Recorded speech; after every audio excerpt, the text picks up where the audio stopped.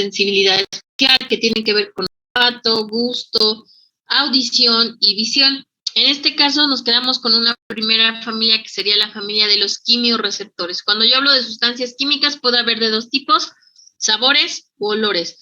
Nuestro primer receptor a observar serían los quimiorreceptores para el olfato.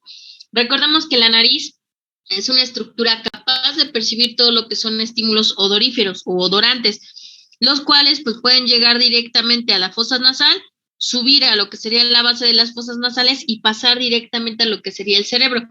Recordemos que dentro de las partes que comúnmente encontramos, pues estarían de forma inmediata las fosas nasales, los cornetes, los senos paranasales, que son todos los espacios, lo que sería epitelio olfatorio a todo lo largo de la cavidad nasal, como techo de las fosas nasales la lámina cribada, y por encima de la lámina cribosa tenemos a lo que se conoce como glomérulo olfatorio, ¿vale?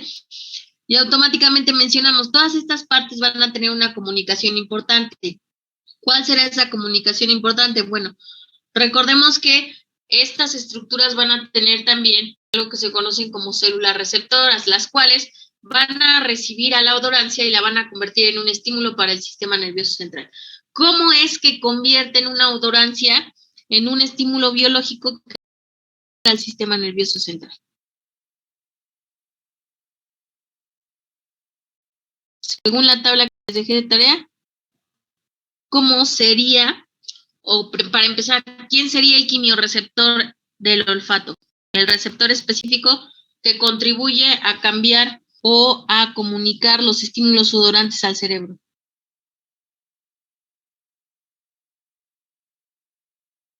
¿Quién sería?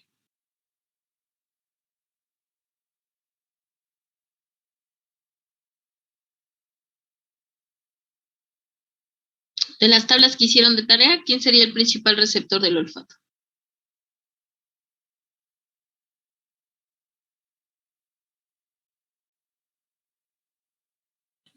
Bulbo olfatorio, profesora. ¿Cuál, Adrián? Bulbo olfatorio. No. ¿Alguien más? ¿Hicieron su tarea o no la hicieron?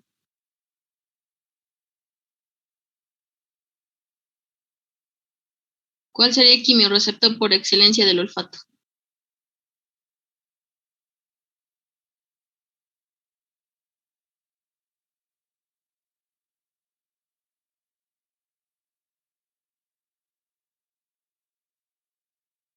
La neurona sensitiva olfatoria. ¿Cuál neurona sensitiva?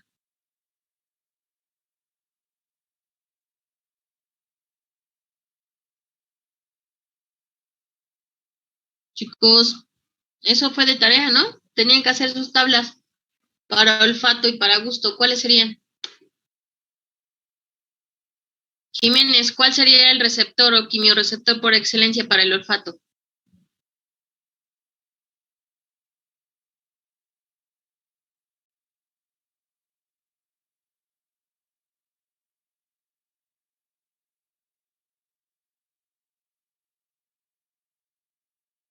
Otoniel, adelante. Profa, no sé si esté bien, si son los cilios olfatorios o las dendritas en la cavidad nasal. ¿Quién sería? ¿Los cilios o las dendritas en la cavidad nasal? No. No. Abelino, ¿cuáles serían los receptores del olfato? Puede ser la lámina cribosa. Ahora, la lámina cribosa es una estructura ósea. ¿Qué tiene que ver con la sensibilidad? ¿No? Pero se ve que llevaron anatomía de noche ustedes. Cuando hablamos de receptores son estructuras sensitivas. El hueso no es sensitivo. Sandoval, ¿cuál sería el receptor del olfato? ¿No sería el epitelio olfativo? No. Belén.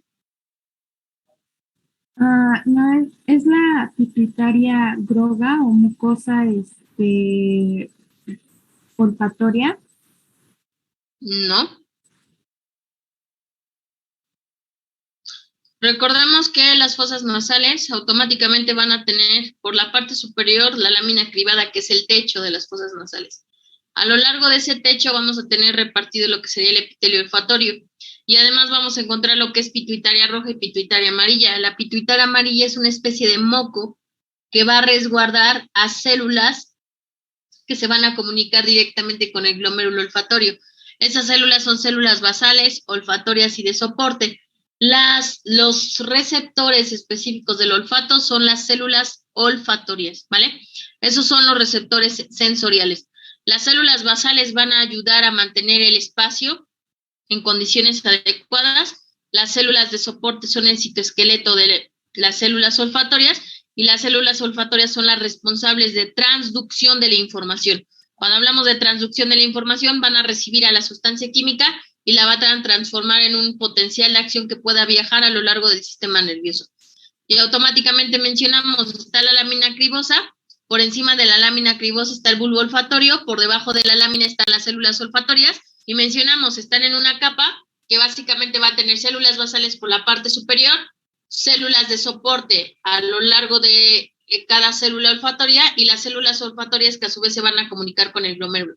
Las células olfatorias básicamente son las que van a tener el proceso de transducción de la información. Por su parte distal tienen cilios que van a estar recubiertos como tal de mucosidad, que sería la pituitaria amarilla, y automáticamente la pituitaria lo que hace es que reciba la sustancia química, la desintegra, y las sustancias odoríferas, o lo que se conoce como proteínas receptoras de fragancia, que se encuentran a lo largo de las vellosidades, van a recibir a las moléculas de fragancia. Las reciben y automáticamente, ¿qué pasa? Se despolariza la membrana. Si la membrana se despolariza, como lo estamos viendo aquí en grande, automáticamente al despolarizar la membrana, pues permites que un potencial de acción se propague a lo largo de esta neurona. Si se propaga, va a llegar a la porción distal que mencionamos que va a tener contacto con el glomérulo olfatorio, y el glomérulo olfatorio a su vez va a comunicar con el sistema límbico, ¿vale? Automáticamente mencionamos, la célula olfatoria es la única responsable de comunicar directamente con el sistema límbico. Aquí lo tenemos, aquí estarían mis diferentes estadios de células, las células basales, las células como tal olfatorias. Estas se comunican con lo que serían los glomérulos olfatorios por encima de la lámina cribosa, y los glomérulos olfatorios se comunican al sistema límbico y a la corteza cerebral. Recordemos que en la corteza cerebral tenemos lo que se conoce como corteza olfatoria. ¿Dónde estaría localizada la corteza olfatoria? Recordemos que en parietal vamos a tener dos zonas somatosensoriales, S1 y S2. La corteza olfatoria estaría en estas zonas. ¿Por qué? Porque son zonas que reciben los estímulos somatosensoriales, ¿vale? Y automáticamente mencionamos, en resumen, ¿cómo quedaría? Yo voy a tener un estímulo que puede ser volátil o soluble, va a ingresar por las fosas nasales, llega a lo que sería la pituitaria roja, de la pituitaria roja pasa a la pituitaria amarilla. Dentro de la pituitaria amarilla tenemos a las diferentes células, células basales, células de soporte y células olfatorias. Se estimulan las células olfatorias y las células olfatorias se despolarizan, generando un potencial de acción. Y automáticamente ese potencial de acción, ¿qué hace? Se propaga a lo largo del epitelio para llegar a tener contacto ¿con quién? Con mi sistema límbico. Y mencionamos, automáticamente el sistema límbico se va a comunicar con lo que serían las áreas somatosensoriales S1 y S2. ¿Para qué? Para informar que existe un estímulo somatosensorial que puede cambiar las respuestas del paciente. En este caso, recordemos que el olfato es la única estructura que no se conecta que no se filtra, por el tálamo, ¿vale? Al no ser filtrada por el tálamo, ¿qué pasa con la información olfatoria? Llega de forma directa al cerebro, ¿no? Causando cambios inmediatos dependiendo de qué tipo de sustancia es la que se esté inhalando. Si hablábamos de feromonas, pues automáticamente hace que cambie la funcionalidad de las estructuras, ¿vale? Porque mencionamos que las feromonas llegaban a activar el sistema límbico y generaban este cambio inmediato. Entonces, ¿cuáles van a ser mis receptores? Pues básicamente lo que serían las células olfatorias. ¿Qué debemos de tomar en cuenta? Los tipos de umbral que tienen estas células olfatorias. Por un lado, pueden tener un umbral de sensación, que quiere decir que yo necesito generar como tal un estímulo lo suficientemente alto para que pueda desencadenar una función, o el umbral de identificación, en el cual yo puedo especificar qué tipo de resultados se pueden obtener de la estimulación con odorantes y verificar qué es lo que puede estar sucediendo en la zona. Recordemos que tenemos cerca de 100 millones de células receptoras. Automáticamente la conectividad que tiene la célula con cerebro es bastante vasta por la cantidad de neuronas que se manejan en la zona. Y recordar también, cuando ese potencial de acción viaja o se desencadena, va a ir directamente a lo que sería el núcleo septal y la amígdala. Esto con la finalidad de mantener la funcionalidad en sistema nervioso central. Si nosotros nos vamos a gusto, pues mencionamos que en el gusto automáticamente vamos a tener sentidos químicos. ¿Cuáles serían esos sentidos químicos? Pues la capacidad de absorber sustancias y dar un referente sobre esas sustancias. Básicamente en la boca nosotros tenemos lo que se conocen como células gustativas, ¿vale? En el caso de la boca, las papilas gustativas básicamente van a ubicar los receptores especializados para la percepción de diferentes sabores. Las papilas gustativas, recordemos que las tenemos a nivel de la lengua, entonces estas van a ser capaces de discernir entre tipo de estímulo y tipo de estímulo. Ácido, amargo, salado, dulce, pero solamente van a percibir los diferentes sabores, más no van a traducir la información de esos sabores. Quien se encarga principalmente de la transducción de la información para que esta información llegue al cerebro, estamos hablando de los botones gustativos. Los botones gustativos automáticamente lo que van a hacer es que van a activar de 5 a 20 quimiorreceptores en la lengua y automáticamente podemos generar o desencadenar una respuesta, ¿vale? Cuando nosotros hablamos de botones gustativos, pues se dice que son más internos y la exploración debe ser específica.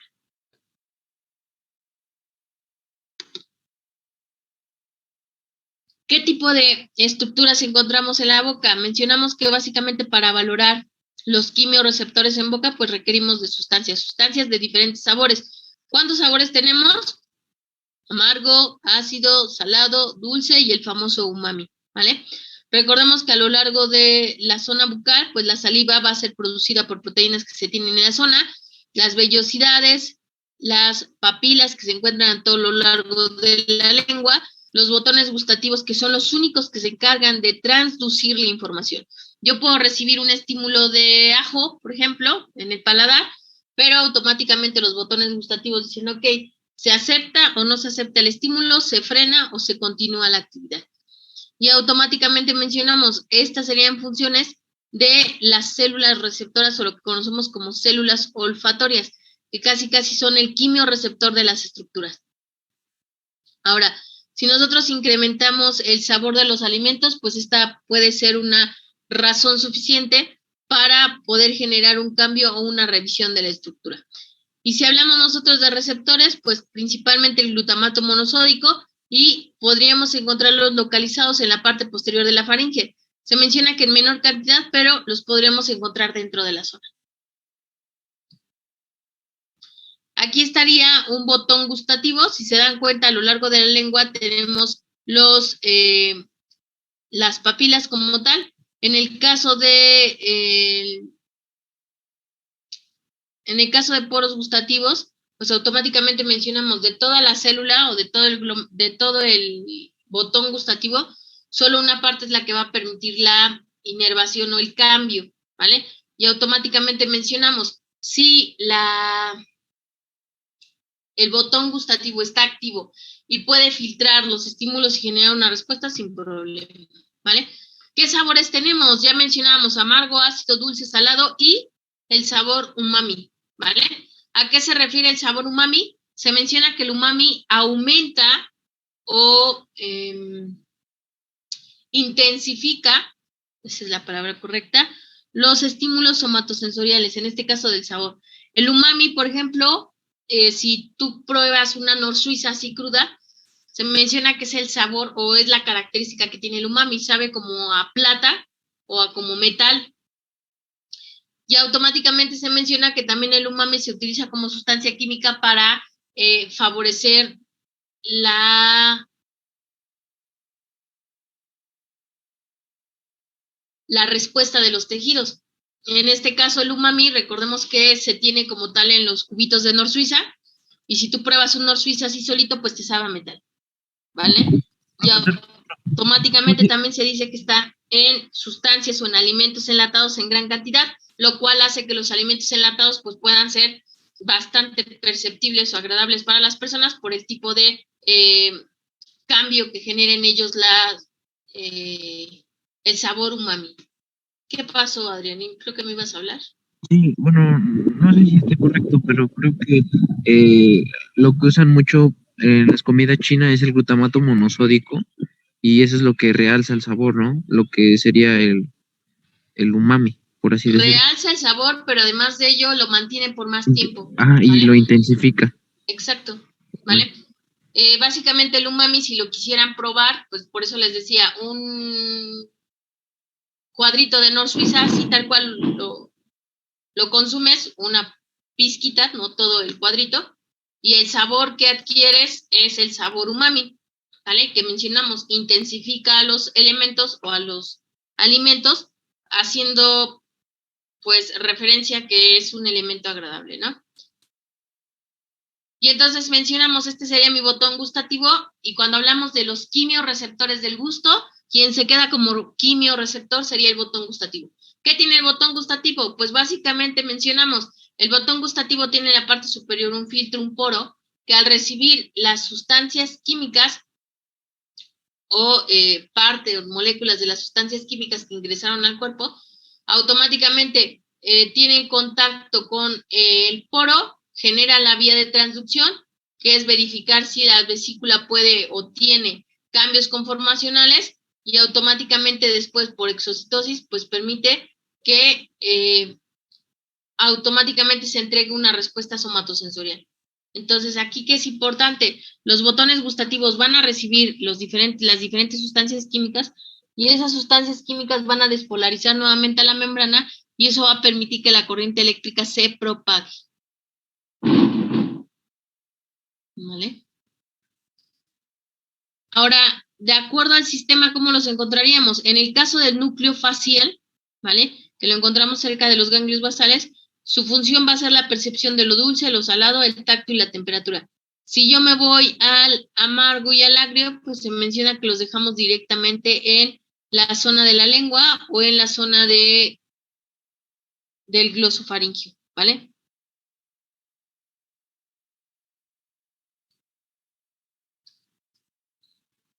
Ahora, este sería mi resumen para el gusto. Primero, ¿qué tenemos? Sabemos que los órganos involucrados en el gusto son la boca, las glándulas salivales y la lengua, ¿correcto? Me voy a acercar un poquito. ¿Vale? Entonces, primero el gusto va a tener órganos involucrados, boca, glándulas y lengua, ¿vale? La lengua, pues mencionamos que es una estructura mucosa, es el principal órgano del gusto, pero va a presentar lo que conocemos como papilas gustativas. Las papilas gustativas, pues básicamente al igual que en olfato, tenemos algunos receptores que pueden llegar a cantidades de hasta 10,000, ¿vale? Distribuidas a todo lo largo del tejido. Y automáticamente mencionamos, las papilas contienen en su interior los botones gustativos, y esos botones gustativos automáticamente pueden generar la absorción de sustancias químicas y como tal evitar que la sustancia se pueda propagar o que se pueda dañar. En el caso del proceso, pues los alimentos son disueltos completamente por la saliva, eso hace que se creen sustancias o cantidades más pequeñas de la misma sustancia, que estas cantidades pequeñitas puedan entrar a los botones gustativos. Una vez que entra la sustancia en el botón gustativo, mencionábamos que se generaba el potencial generador, del potencial generador una señal bioeléctrica, porque mencionamos un potencial del medio ambiente se va a convertir en un potencial generador. Se manda la señal bioeléctrica, se genera un pulso nervioso hacia el cerebro, y automáticamente mencionamos, nuevamente voy a tener lo que sería un umbral de sensación y un umbral de reconocimiento. El de sensación llega a la sustancia química, entra a lo que sería la glándula o el botón gustativo, y se despolariza la membrana, y eso permite que se propague un potencial o que se propague una corriente eléctrica, ¿vale? Entonces, automáticamente la función del gusto nos permite percibir los diferentes sabores, ¿vale? Y estos diferentes sabores pues van ligados, van de la mano con lo que serían los estímulos de tipo olfatorio, ¿ok? Entonces, básicamente la lengua, lo que serían los botones gustativos, reciben pequeñas sustancias de alimento. Esas pequeñas sustancias, al colocarse en el poro del botón gustativo, despolarizan a la célula, y una vez que la célula se despolariza, pues manda la información a través de sus vías aferentes hacia lo que sería el lóbulo parietal, ¿vale? ¿Por qué el lóbulo parietal? Porque recordemos que el lóbulo parietal es el que recibe las zonas somatosensoriales S1 y S2, ¿vale? Ahora, ojo, de acuerdo a los diferentes sabores, también es importante identificar que los botones gustativos, al estar clasificados para diferentes sabores, tienen lugares específicos. El amargo, que se encuentra en la parte más posterior, el ácido, que se encuentra en las caras laterales, el salado, que se encuentra en la cara anterior, y finalmente el dulce, que se encuentra en la punta de la lengua. El umami, pues automáticamente, ¿dónde lo pondríamos? Lo pondríamos en cada uno de estos. ¿Por qué? ¿O cómo explorarías o en qué zona explorarías al umami? ¿Es en el medio de la boca? Bueno, de la lengua, mejor dicho. En medio de la lengua, o se dice que se puede aplicar sobre la zona ácida, amarga, salada o dulce. ¿Por qué? Porque recordemos que el umami intensifica el sabor, ¿va? Entonces puede estar en las diferentes áreas, pero va a depender de qué quieres. Si quieres intensificar el sabor o si únicamente quieres ver el resultado del umami, que sería justo en el centro. Andrea, ¿qué pasó?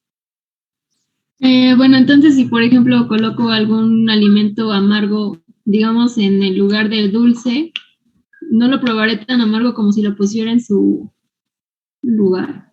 Bueno, Exacto. en su... Va a probar el alimento, pero no te va a dar las características idóneas, porque no sería la zona que tenemos que estimular. Eso cuando nosotros exploramos, ¿va? Cuando estamos valorando, cuando ustedes valoren gusto, tienen que colocar las sustancias en la zona a la que corresponde. Si ustedes colocan, como menciona la compañera, un sabor en la zona que no es, pueden suceder dos cosas. Se adapta a la estructura o se autoinhibe. Son los únicos dos procesos que tiene mi receptor. Adapta quiere decir que no percibe el estímulo de forma inmediata, pero conforme pasa el tiempo va probando como el saborcito y ya te podría generar una respuesta. O se autoinhibe. ¿Qué quiere decir que se autoinhibe? Que tú colocaste o tienes en la zona un estímulo y colocaste un estímulo contrario, y automáticamente al estar en la misma intensidad ambos estímulos, sin problema se pueden autoinhibir, ¿vale? Son los únicos procesos que tienen los receptores. ¿Sí queda claro? Sí, Rafa. Va.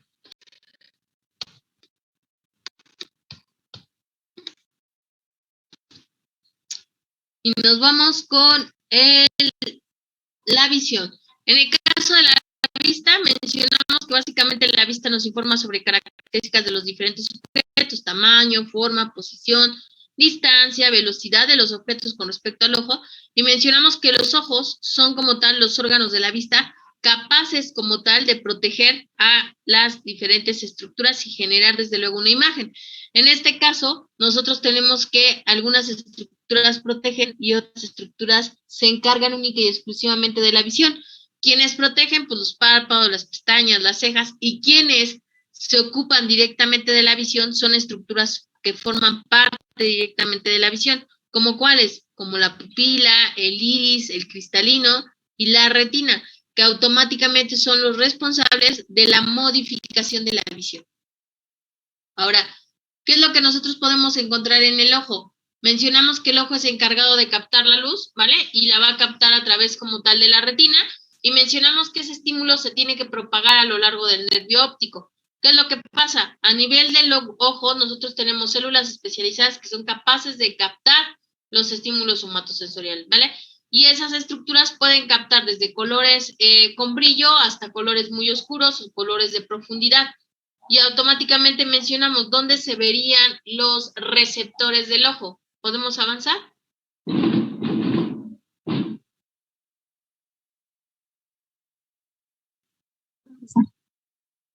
Sí, profe. Sí, profe. Recuerden, anatomía, pues ya ustedes la llevaron, recuerdo rápido, pupila, lo que sería el cristalino, que ¿qué hace el cristalino? El cristalino aumenta el tamaño de la imagen, ¿vale? Globo del ojo, que mencionamos que tiene todo lo que sería el líquido vítreo, la retina, y recordemos, ¿quién tiene los receptores en el ojo? Es la retina. Tiene conos y bastones, ¿vale? Y automáticamente permiten que la luz converja y que se puedan formar como tal algunas imágenes que se puedan proyectar directamente al cerebro. ¿Y cómo se llamarían estos receptores? Pues fotorreceptores, ¿vale? Los cuales van a actuar ante un estímulo luminoso y recordemos, si la respuesta se queda más de 5 minutos, automáticamente el paciente se puede ir adaptando y posteriormente pues puede llegar a dañarse la zona, ¿vale?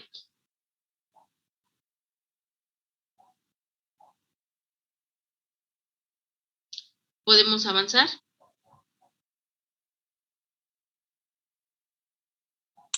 Sí. Sí, profesora. ¿Qué pasaría si nosotros utilizamos anteojos? ¿Cambiaría un poquito la visión?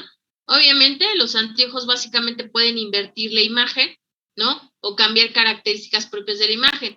Básicamente, cuando utilizan lentes, pues estamos hablando de patologías como la miopía, como la hipermetropía, y que automáticamente pues están generando que la percepción visual sea menos. En este caso es importante recordarte, sí, las estructuras que están cercanas al ojo, pues posiblemente ya estén dañadas o no tengan un mantenimiento propio.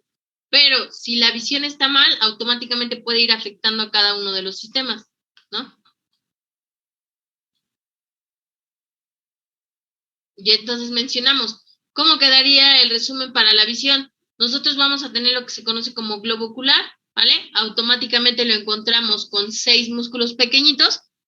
De ahí, pues, es importante dividir las diferentes etapas en las que se encuentran estos, que mencionamos que estaría la capa externa, córnea y esclerótica, media, coroides, cuerpo ciliar e iris, y la capa interna, pues, sería la retina, ¿vale? Que se considera como una estructura fotosensitiva y que automáticamente genera como tal esta transducción de la información. Recordemos que la luz de los objetos pueden estimular a las células de la retina, y esta información se envía directamente al nervio óptico. En este caso, ¿cuáles serían los receptores de la visión?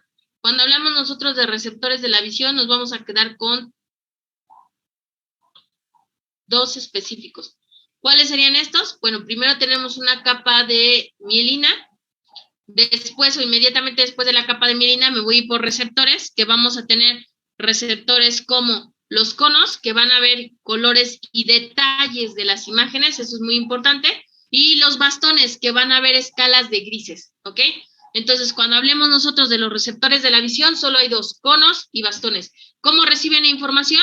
La retina lo pasa al cristalino, el cristalino lo manda a la parte más posterior del ojo, y en la parte más posterior, que mencionamos que básicamente la parte más posterior del ojo sería la fobia, ¿vale? La retina, la fobia, y automáticamente el estímulo, ¿a dónde llegaría? Del cristalino llega a la retina. En la retina es donde nosotros encontramos a este tipo de receptores. Automáticamente llega a la retina, ¿y qué es lo que pasa? En la retina yo puedo encontrar 2 espacios, lo que serían la capa pigmentada, o inmediatamente podría encontrar a los conos, que solamente van a ver información en color o detalles de esa coloración, y en el caso de bastones, una escala de grises. ¿Podemos tener otras interneuronas que permitan la comunicación entre estas? Sí, las interneuronas, que mencionamos que básicamente conectarían al receptor con una célula nerviosa, y en el caso de las neuronas, pues automáticamente mencionamos las células nerviosas forman parte del nervio óptico, ¿vale? Y eso ayudaría a que sean tomadas en cuenta, más no cumplen una función específica.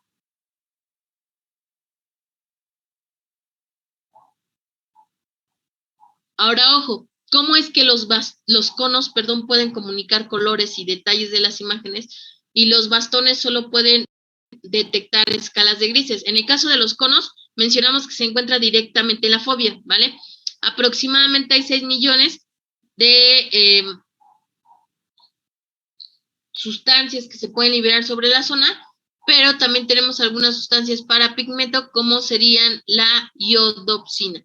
La iodopsina, digamos que es la sustancia química que ayuda a que la percepción de los canales, o en este caso de los receptores, como serían los conos, pues sea inmediata, ¿vale? El pigmento de iodopsina es como si fuera un neurotransmisor que activa a estos 2 receptores. Y en el caso de bastones, pues mencionamos, tenemos cerca de 125 billones de bastones en la zona y automáticamente quien lo activa sería la rodopsina, ¿vale? Entonces, rodopsina para ver escala de grises y iodopsina para ver colores y detalles. Profesora, entonces tenemos más conos que bastones. Digo, más Así es. bastones que conos. Ah, sí. Sí, más bastones que conos, porque recuerda que, por ejemplo, cuando los pacientes van perdiendo la vista, como sería el caso de pacientitos diabéticos, las características en ellos es que ya no van percibiendo los colores de forma adecuada, ¿vale?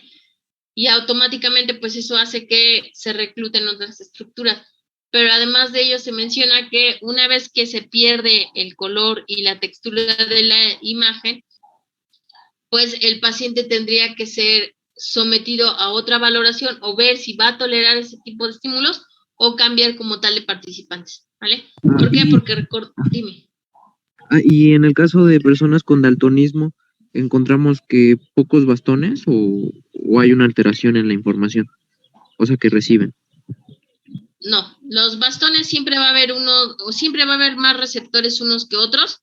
En el caso de los bastones, pues en este caso van a estar elevados con respecto a los conos. El que tengas más concentración de unos o de otros no genera un impacto porque automáticamente los receptores son diferentes.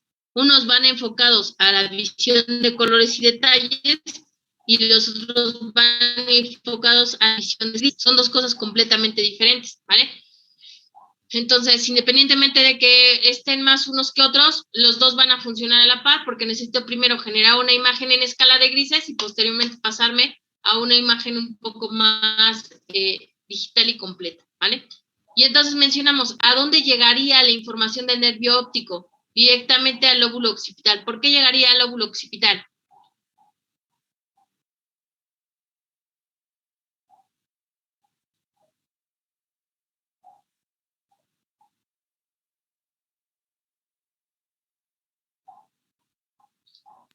Porque es el encargado de dar la visión. Exacto, tiene una inervación directa con el nervio óptico, ¿no? Mencionábamos que había núcleos de la visión, va a conectar directamente al nervio óptico y esto va a generar la respuesta. Entonces, ¿qué pasa? Recibo el estímulo pasa a la córnea, pasa el cristalino, llega hasta lo que sería la fobia, rodea completamente, llega a la retina. En la retina nosotros tenemos a lo que serían los receptores y estos automáticamente contactan con lo que sería el nervio óptico y del nervio óptico mandan la información directamente a occipital. Y de occipital, pues automáticamente ya mencionamos que se encarga de la respuesta visual en los pacientes. ¿Vale? Eso sí hablamos de una vía común o de una vía completa, ¿no? Porque también tenemos otras en las cuales solamente se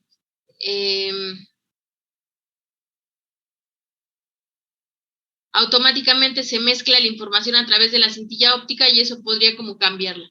Pero mientras esté llegando o atravesando a lo largo de la retina, esté llegando al lóbulo occipital, pues esa información sin problema se puede ir resguardando.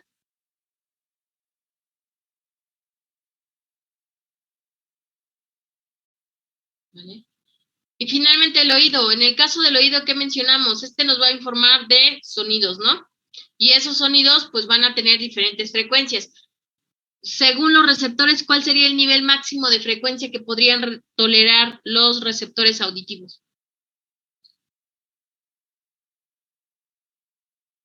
Creo que eran 100 decibeles, 80. 100, 80, ¿quién más?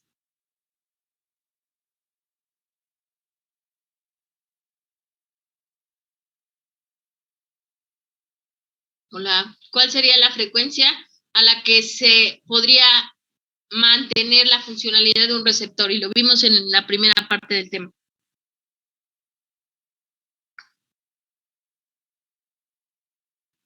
A 20.000 Hz. ¿Qué? A 20.000 Hz. A 20.000 Hz, ¿vale? Hablando de vibraciones, que recuerden que el oído va a tener en la parte más interna, ahorita lo vamos a ver, células que van a recibir vibraciones. Entonces, primero, recordemos que el oído nos informa sobre los sonidos que se reproducen a todo a mi alrededor. Básicamente se puede distinguir por diferentes partes, por la parte más externa, pues lo que serían las orejas, ¿no? Por la parte más interna, conducto auditivo, tímpano, huesecillos, lo que conocemos como el famoso caracol, y aquí estaría, ¿no? Pabellón auricular, canal auditivo externo, tímpano, las cadenas de los huesecillos, canal auditivo interno, viene el caracol y automáticamente mencionamos que el caracol contiene ¿qué? Linfa y otolitos, ¿vale? Que son los que van a controlar como tal la información. Pero te menciona, a lo largo de este recorrido, nosotros vamos a tener un espacio que va a comunicar directamente con con el laberinto del oído interno, y esto permite que los estímulos lleguen mucho más rápido.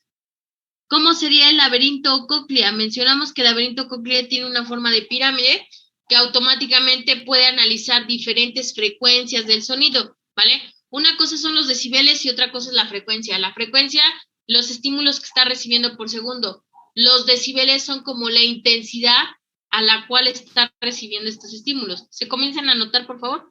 Y automáticamente mencionamos, es importante recordarte que lo que sería la cóclea tiene una forma hueca en su interior, que lo que va a permitir es que viaje la linfa, y a la par del viaje de la linfa, pues los otolitos puedan estar respondiendo respecto a movimiento, y recordemos que si los otolitos se mueven o se modifican, van a estar controlando lo que sería la función vestibular, ¿vale? Y automáticamente mencionamos, como tal, la cóclea, que es como caracol, va a tener algo que se conoce como modiolo o columela de Vertich, que se dice que es el eje óseo y que es el que va a indicar hacia dónde se tendrían que mover las células ciliadas, y en este caso, hacia dónde se tendrían que mover los otolitos, ¿vale? Además de ello, pues también está relacionado íntimamente con lo que serían las fibras nerviosas del nervio auditivo, para que automáticamente se mande la información por dicha vía.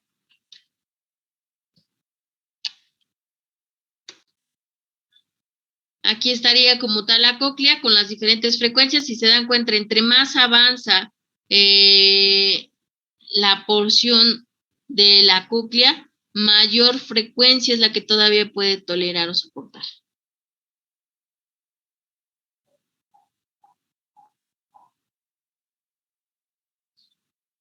¿Vale? Aquí estaría, recordemos que la cóclea pues permite el paso de la linfa a todo lo largo, ¿no? Y inmediatamente en la cóclea, lo que serían sus rampas vestibulares, nosotros vamos a encontrar lo que se conoce como células ciliadas, ¿vale? Tengo ciliadas internas, ciliadas externas, y viene la pregunta, ¿cuáles serían los órganos receptivos del oído?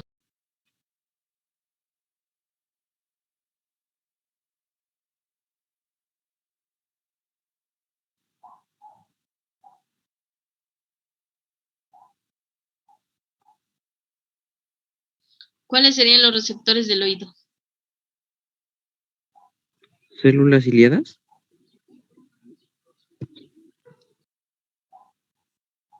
¿Quién? ¿Células ciliadas? No te entendí.